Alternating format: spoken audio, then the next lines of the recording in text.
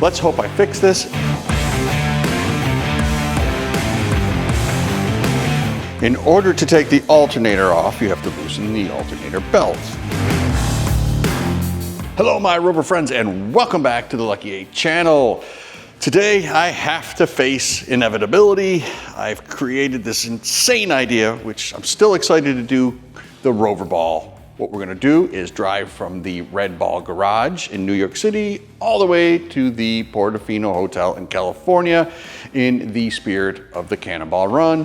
We're gonna stop at a ton of places along the way, and I hope to not only see you guys at the start line with me and for the whole adventure, but that's a hell of a commitment. If you can't make it, at least meet up along the way. That information is in the description below.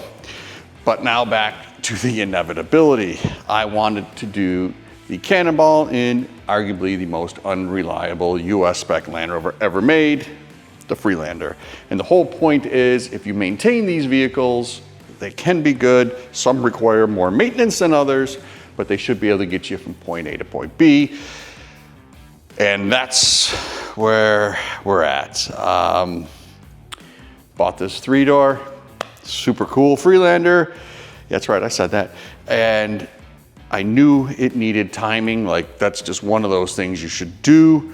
It's been sitting here for a couple of weeks as I was using the Octa. I fired it up, and as you can see from the video, it is puking white smoke and it smells like burnt coolant. I'm in big trouble. I expected to just do timing and maybe a little this and that.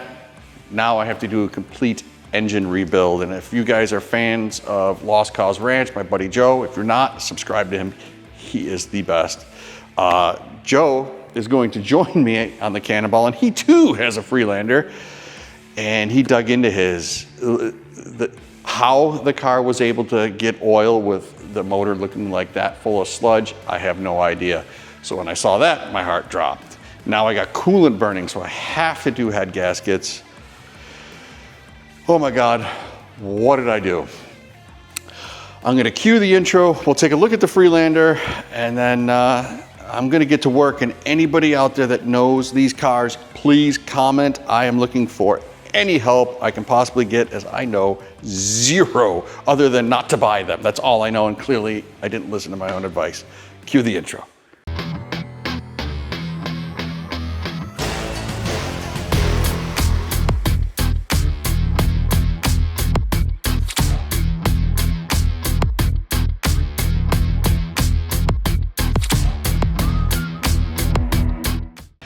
The outside of this Freelander is actually in excellent condition. It is the coveted 3-door. It's super cool. The rear portion of the roof comes off. You can drive it like that. It's got T-tops. Really a very unique Land Rover in its own right. If we take a look on the inside's in very good condition. It's got this little rip on the front seat, not end of the world. The back seats are damn near perfect. Passenger seat also excellent condition. Moving to the back, I have the Freelander curse going on. The rear window has rolled itself down, and I don't know how to get it back up, but I'm sure we'll be able to get that fixed. Let's get it inside and have a look at the motor. I want you guys to experience this with me. I'm going to pop the hood, the bonnet. So I walk over to the left-hand side, open the door, reach in.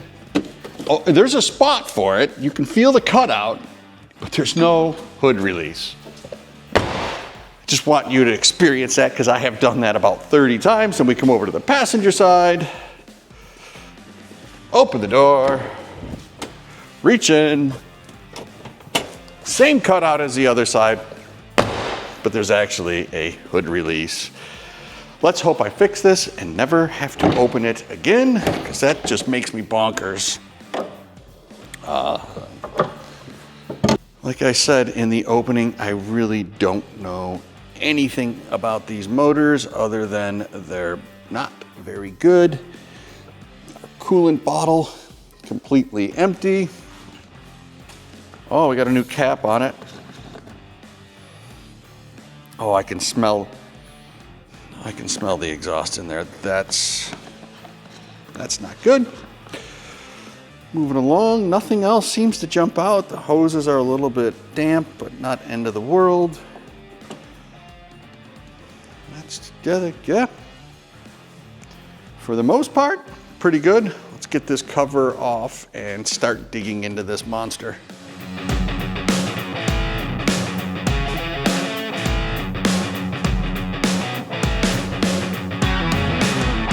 This is so foreign to me. I have no idea where to start. I recognize a ton of things in here as stuff that we have sold in the past when Freelanders were still somewhat prevalent. All these little plastic tubes, this upper plenum, everything is buried. I can see the heads. It's good, I think. Valve. I am out of my league.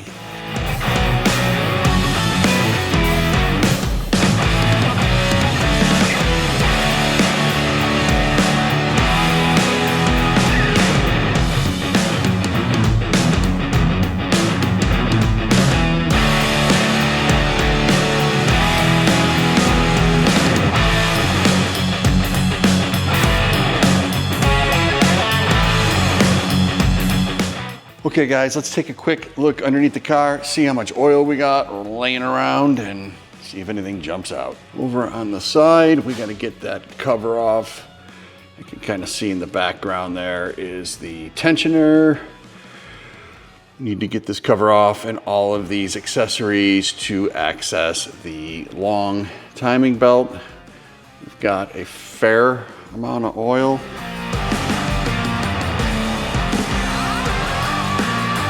But 100,000 mile car, I'm not hating it. Right up here, mighty fresh looking oil. Looking from the back, following the drive shaft that would make the one on a Chevy Silverado blush in length. Oh, there's the lower exhaust, we gotta get that. Not too bad under here, really. Let's just hope it's a simple head gasket job.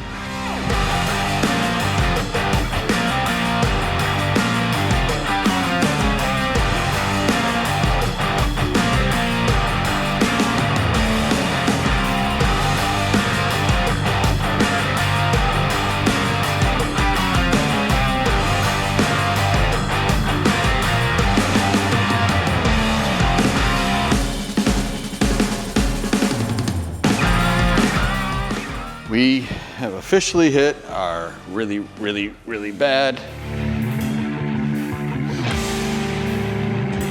That's my mass airflow sensor. I believe we are pouring coolant out of it. That is on the really bad side. That is not supposed to have coolant. This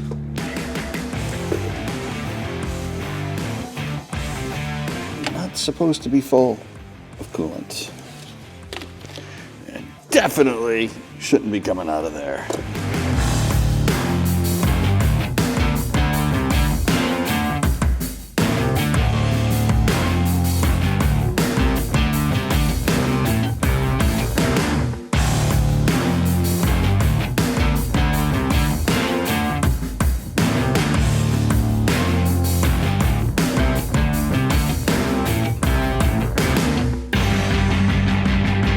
I'm at the part of this job that was only told to me around a campfire as a scary tale.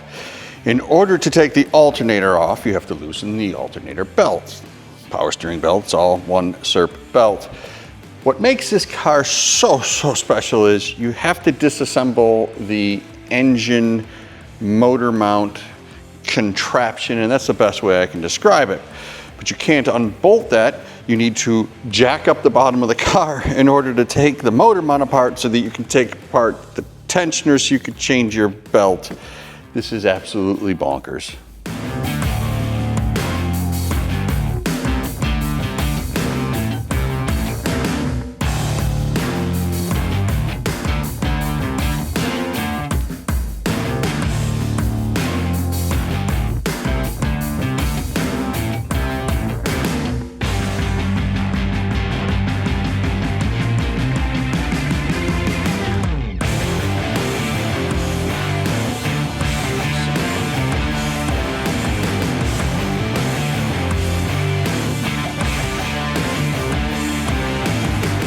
All right, my friends, I am going home defeated. I cannot figure out how to get the side cover off. I feel I've got all the bolts loose, but I don't want to pry on it because never force, and then it'll be even worse. And then the upper plenum, I got to do some reading and figure out how to get all that apart. Wasn't expecting it to have coolant coming out of it, so today, Freelander wins. But I'll be back. Be sure to follow for more Rover content.